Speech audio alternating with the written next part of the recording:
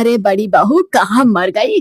सारी रात बच्चा चिल्वाई सोने नहीं देती, सिर दर्द से फटा जा रहा है। अब ला चाय तो दे दे, वरना मेरे दिमाग की नस फट जाएगी।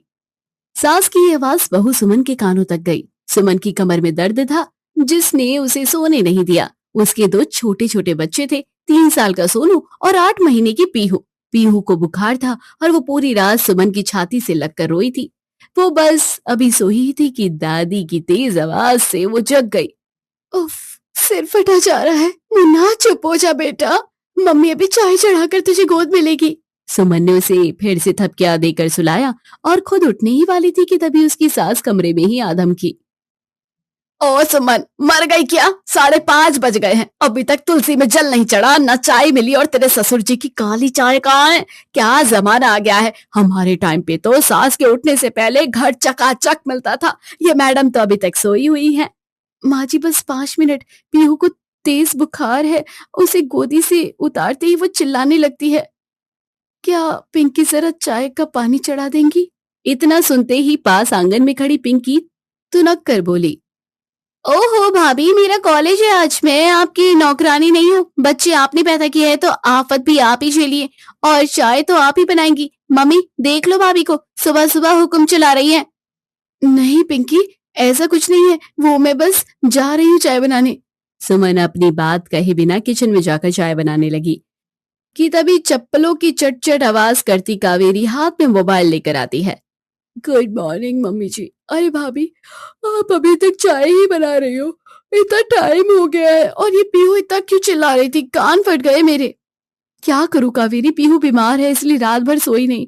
चाय में देरी हो गई, अभी सोनू को स्कूल के लिए भी तैयार करना है। 2 छोटे बच्चों के साथ काम पहाड़ जैसा लगता है। अरे भाभी, इसमें क्या है, ये तो मैं भी करती हूँ, मेरा चिंटू भी तो बच्चा ही है। आप तो बस हर बात को ड्रामा बना देती हैं। जैसे एक बच्चा पलता है वैसे ही 2 पल जाते हैं। बस हाथ घुमाया और काम खत्म। आप तो बस शहीद होने का नाटक करती रहती हो। मैं भी तो अपने टर्न पर सबका काम करती हूँ, आप हो कि बस। सही कह रही है कावेरी, हमारे जमाने में तो 10-10 बच्चे होते थे, तब भी हम 56 भोग बनाते थे। आजकल की बहुओं को 2 बच्चे क्या हो गए, जैसे मुल्क की रानी बन गई हो। नहीं मम्मी जी, ऐसी बात नहीं है, पर 2 बच्चों के साथ मुश्किल तो हो ही जाता है। चाय दे दे देवी, अपने ये प्रवचन बाद में सुना लेना, जब देखो तब ज्ञान देने लग जाती है। हाँ भाभी, मेरी भी चाय दे देना आकर, मैं राहुल को स्कूल के लिए तैयार कर दूं। और हाँ, आप सोनू का टिफिन बना रही हो ना, तो राहुल का भी बना देना। मैंने भी कल सोनू का बना दिया था ना। कावेरी थोड़ी मदद कर देती, तब तक मैं पीहू का डायपर चेंज कर देती। भाभी मैं कर देती, पर सच में राहुल को देर ही हो जाएगी स्कूल के लिए। इतना कहकर सास और देवरानी तो चलती बनी। सुमन ने फटाफट चाय बनाई, सबको चाय देकर फिर जल्दी से वो लंच और नाश्ते की तैयारी करने लगी। प्यास से उसका गला सूख रहा था, पर उसके पास एक कप चाय पीने तक का समय ना था। सुमन ने नाश्ता बनाया, फिर बच्चों का लंच, और उन्हें स्कूल भेजने के बाद वो सोफे पर पसर गई। हाँ, हे भगवान, कितना कठिन है 2 बच्चों के साथ सब करना। क्या दीदी, कल मैं भी तो सब करके राहुल को स्कूल भेजी, मैं भी तो परेशान नहीं हुई। मैं तो परेशान नहीं हुई, पर आप होगी हर टाइम बस एक ही बात। कुछ नहीं कावेरी भाभी, सुमन भाभी को हर टाइम अटेंशन पाने का शौक चढ़ गया है।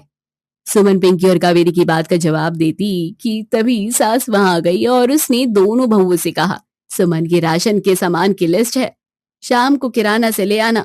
जी माँ जी। भाभी, अपनी ये बच्चा पार्टी साथ लेकर जाना, पता लगा हमारे सहारे छोड़ दिया। इस पीहू ने रात भर सोने नहीं दिया।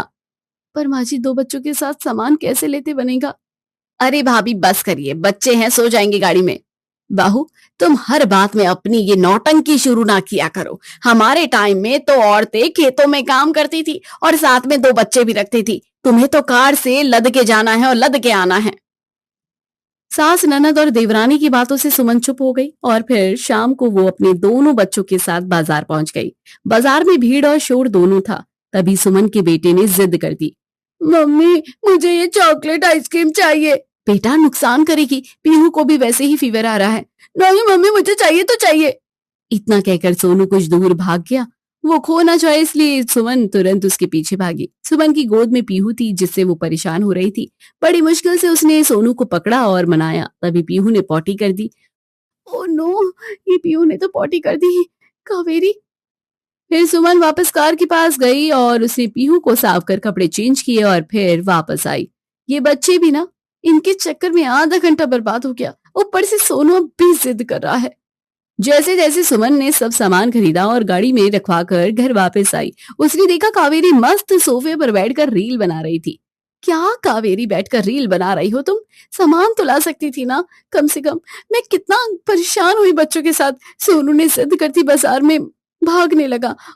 उसी टाइम में पीहू ने भी पॉटी कर दी थी। इसमें क्या भाभी, मेरा बच्चा भी बहुत जिद करता है, मैं तो संभाल लेती हूँ। आपकी जरा से में सांस फूलने लगती है। मेरे एक नहीं दो बच्चे हैं।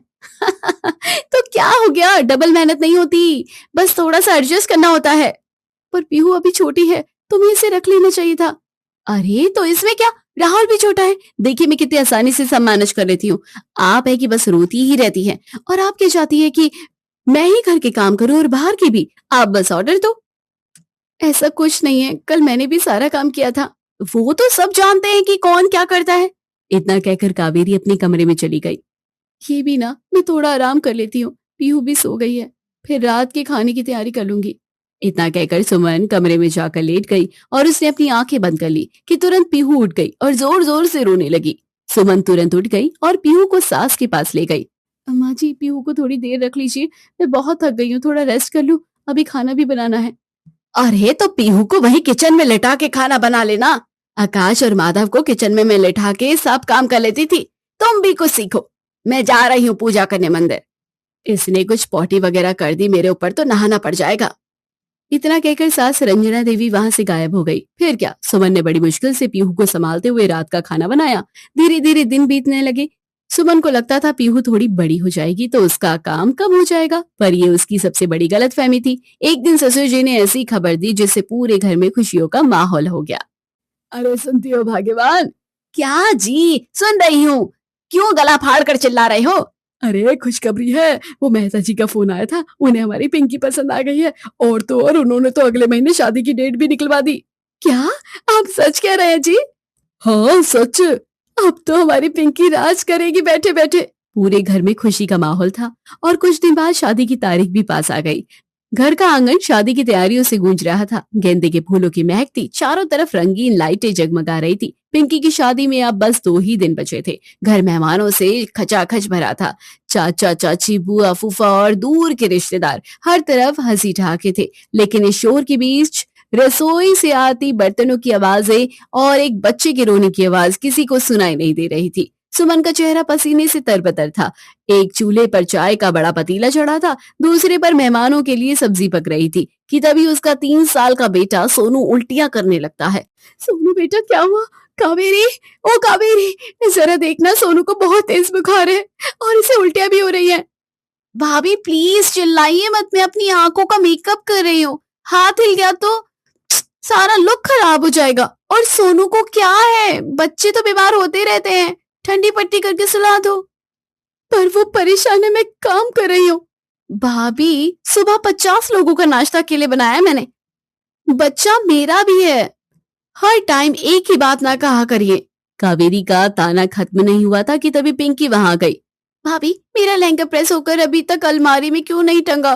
और पार्लर वाली दीदी आने वाली है, उससे पहले मुझे और मेरी सहेलियों को गर्मा गर्म सैंडविच और कॉफी चाहिए, जल्दी कीजिए। पिंकी, मेरी हालत तो देखो, सोनू की तबीयत ठीक नहीं है, नन्ही परी को भी दस्त लगे हैं। मैं अकेले 50 लोगों का नाश्ता बनाऊं या बच्चों को संभालूं? कम से कम कोई डॉक्टर को तो बुला दो या इसे हॉस्पिटल ले जाओ। बहू, ड्रामे कम कर, शादी का घर है, थोड़ी बहुत बीमारी हारी चलती रहती है। नींबू पानी दे दे, बच्चा ठीक हो जाएगा। हम भी तो अपने जमाने में बच्चों को गोद में लेकर शादियां भुगतते थे, तू तो जरा सी बात पर पहाड़ बना देती है। जा, पहले मेहमानों के लिए कचौड़ियां तल, और वो सब नाश्ते का इंतजार कर रहे हैं। सुमन परेशान थी, पर उसने जैसे तैसे सोनू को सुलाया और पीहू को गोद में चिपकाए सुमन गरम कढ़ाई के सामने खड़ी हो गई। जैसे ही उसने कचौड़ियां तेल में डाली, तेल की कुछ गरम छींटे उछलकर उसके हाथों में गिरी। वो दर्द से कर्रा उठी, लेकिन हाथ रोकने की फुर्सत नहीं थी। तभी कावेरी रसोई में आती है, अपने फोन पर रील बनाते हुए। भाभी, आप कितनी ओल्ड स्कूल हो, इतना लोड क्यों लेती हो? देखिए मुझे, मैं कितनी स्मार्टली सब मैनेज कर रही हूँ। मैंने अपनी सारी ड्रेसेस पहले ही सेट कर ली है, मेकअप आर्टिस्ट बुक कर लिया है और मेहमानों के साथ गॉसिप भी कर रही हूँ। कावेरी, मदद करना स्मार्ट होने के खिलाफ नहीं है। तुम भी तो इसी घर की बहू हो। क्या तुम्हें नहीं दिखता कि बच्चे बीमार हैं? भाभी, अभी इमोशनल कार्ड मत खेलिए। मैंने सुबह का सारा नाश्ता बनाया था और ये क्या हर टाइम बच्चा बच्चा। अभी पिछले महीने मेरी सहेली विभा की शादी थी। उसकी भाभी के भी तो दो छोटे छोटे बच्चे हैं। वो भी तो पूरे टाइम सज धज कर नाचती रही। उसने तो एक भी बार नहीं कहा कि वो परेशान है। आप ही बस रोना रोती रहती हो। वो भी तो माँ है, वो परेशान क्यों नहीं हुई? ना मैं होती हूँ। शायद उसे और मुझे अपनी जिम्मेदारियां स्मार्टली निभानी आती है और आपको नहीं।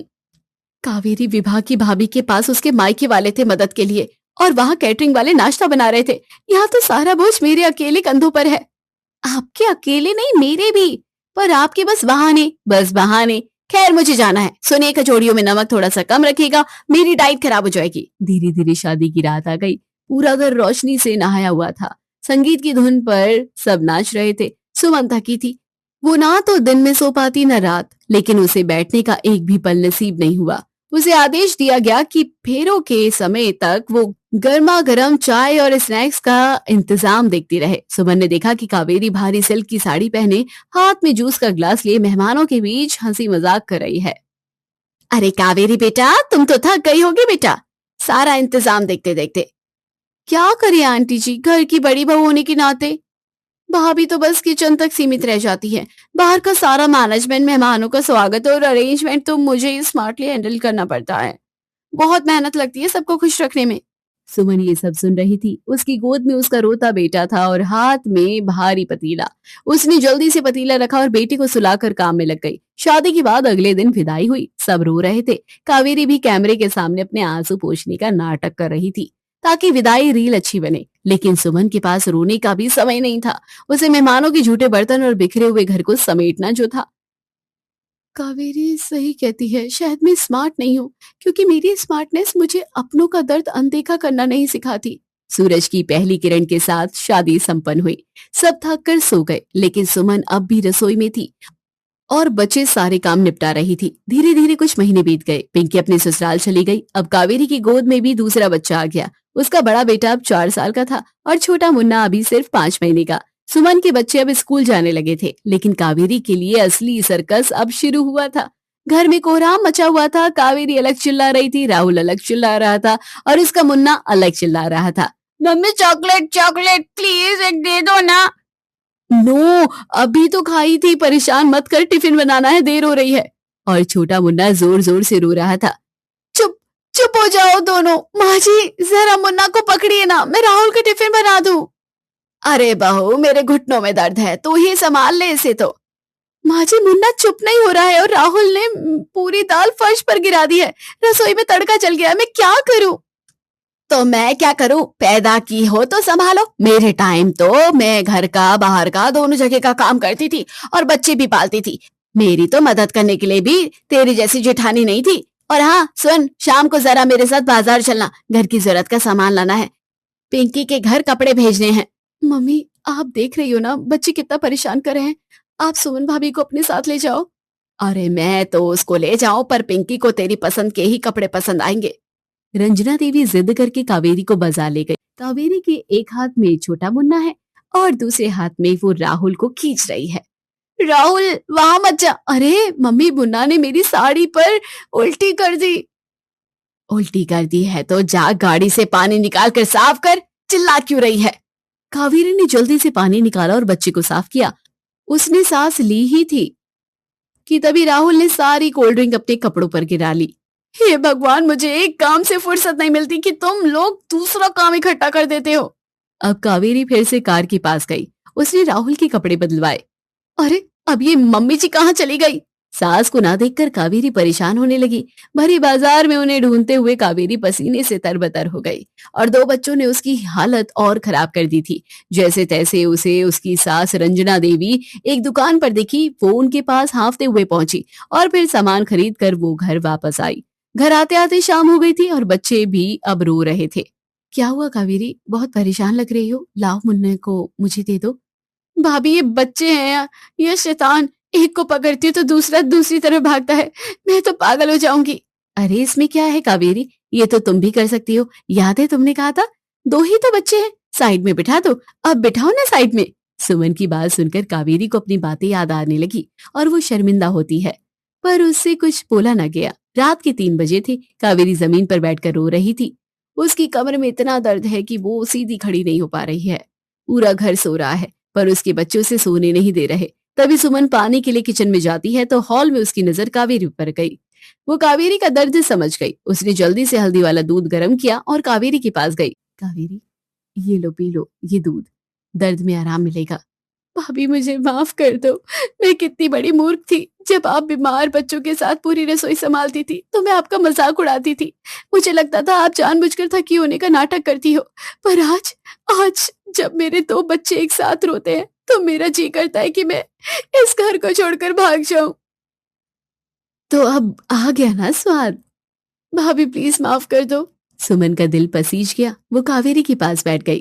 कावेरी, एक औरत जिसके 2 छोटे बच्चे हो, उसका कोई दोस्त नहीं होता, कोई परिवार नहीं होता, सिर्फ जिम्मेदारियां ही बेड़ियां होती हैं। तुमने मुझे बहुत सताया, पर आज तुम्हारी हालत देखकर मुझे बहुत दुख हो रहा है। सास ससुर का कमरा पास ही था, उन्होंने ये सब देख लिया रंजना, जब सुमन पिस रही थी तब तुम और कावेरी तमाशा देखते थे। एक माँ जब 2 बच्चों को पालती है ना, तो वो हर रोज एक जंग लड़ती है। आज रंजना देवी के मुंह पर ताला था। शायद उन्हें अपना बीता समय याद आ गया। कावेरी को दुखी देख सुमन ने उसे हंसाने के लिए कहा, तो कावेरी तुमने बताया नहीं, अब आया स्वाद कि 2 छोटे बच्चों के साथ घर संभालना कैसा लगता है। हाँ भाभी, और ये जायका पूरी जिंदगी याद रहेगा। अब कभी किसी की मजबूरी को इसमें क्या है नहीं कहूंगी। हमें दूसरों की जिंदगी हमेशा आसान लगती है जब तक हम खुद उस आग में न जले। 2 छोटे बच्चों की माँ होना कोई खेल नहीं, एक तपस्या है। कभी किसी की मेहनत का मजाक मत बनाइए, क्योंकि वक्त का पहिया जब घूमता है तो स्वाद चखना ही पड़ता है।